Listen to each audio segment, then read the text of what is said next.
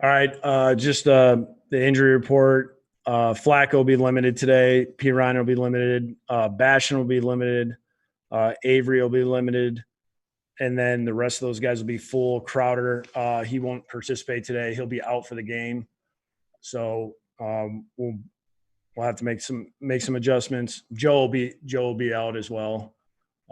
Mike White will be the backup heading this game, which I don't think that's a surprise to anybody. But hopefully we can get the rest of these guys up. So with that, whatever you guys got.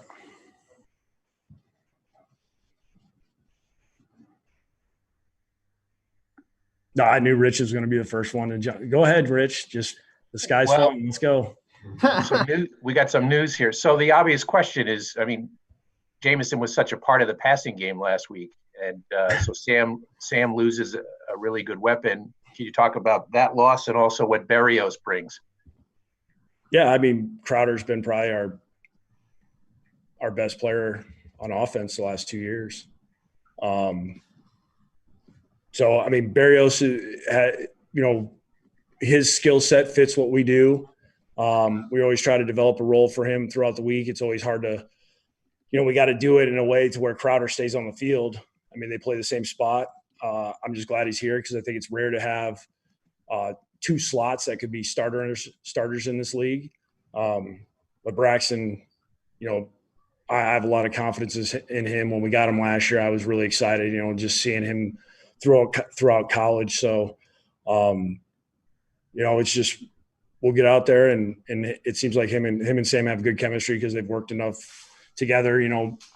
We always try to make sure that Crowder doesn't take every rep, especially in training camp and during the week anyways. So Braxton gets quite a few reps throughout the week. So there is some chemistry there.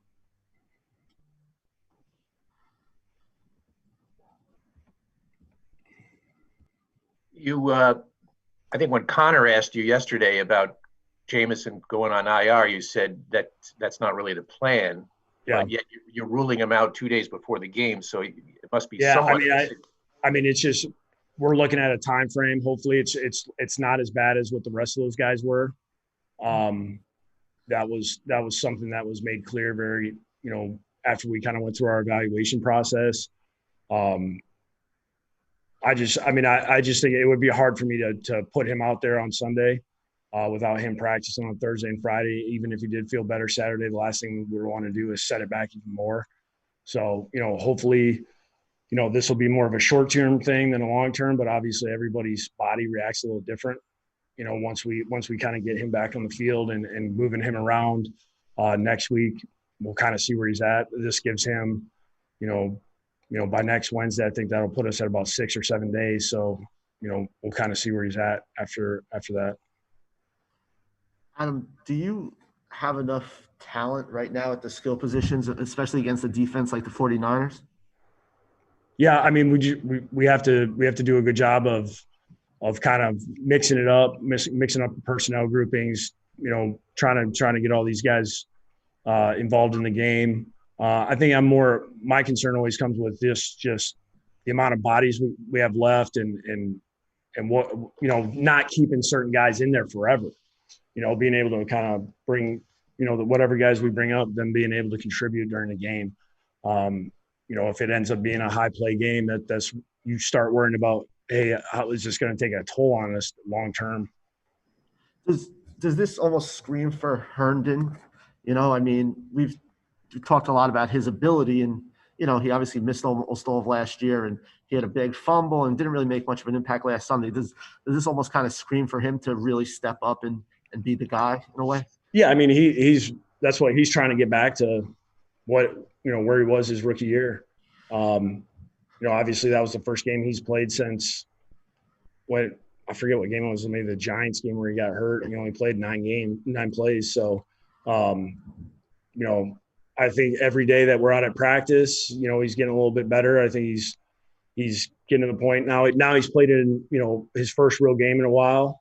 So hopefully we're heading into the second one, he'll be relaxed. He'll go do his thing and we can hook up with him and let him go do some damage.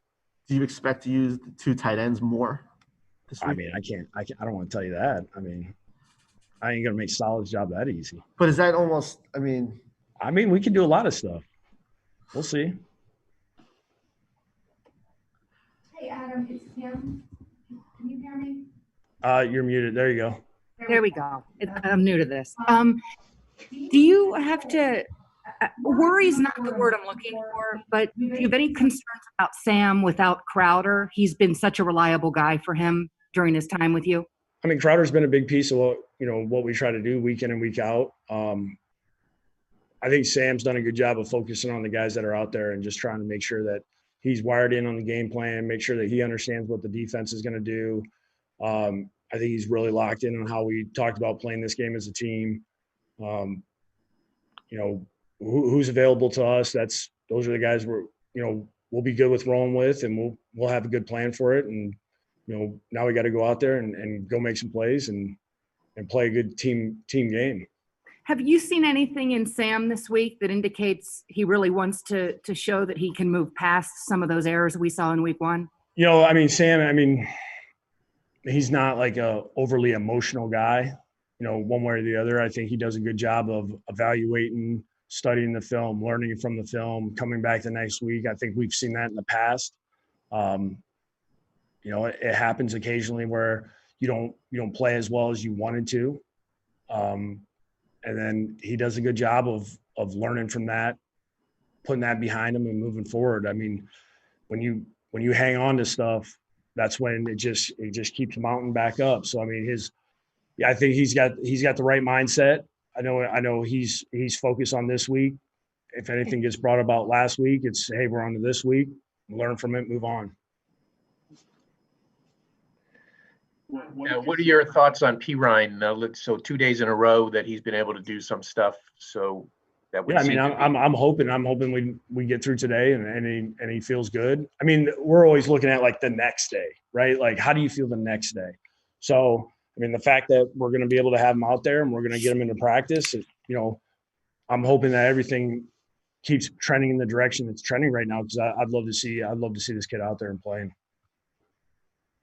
Can he be a guy you kind of implement into the passing game as he gets healthier and onto the field? Yeah, I think he has the ability to do all three phases of a running back, whether it be running the ball, catching it, or protecting. I think he has it. Like, he's the kind of guy you want to see, keep developing, because he can do all three of those things. Adam, what do you see in the 49ers front in particular? Their defensive front? Yeah. I mean, it's a challenge. They're tough. This will be a good one for our offensive line to see where we're at. We got to do a good job as a team to make sure that we stay under 3rd and 7. We have 3rd and longs. It'll be a long day if we stay ahead of the sticks and we can minimize the 3rd downs and make them think run pass as much as possible. That gives you your best chance against these guys. If these guys know that you're throwing it every down, I mean, they're going to eventually get you. So you just got to know we know what we're dealing with. We know the challenge we have ahead of us. We just got to make sure that we can, do what we've talked about all week. We'll take a few more for Coach. You guys protected Javelin Guidry this week on the practice squad. So was that why? I mean, was another team showing interest, or why?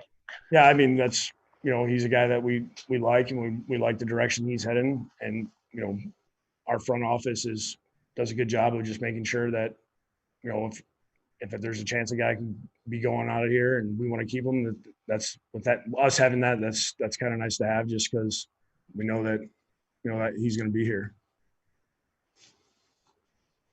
Adam, are you thinking Avery is a go for Sunday, or? I'm hoping we keep trending in the direction we're in right now. I mean, it's good to see him out there doing team periods and working in that group. I mean, we need him, but at the same time, we want him right. We don't have a setback to where, the worst thing that can happen is a guy be active and then he goes out there for 5 plays and all of a sudden he's out.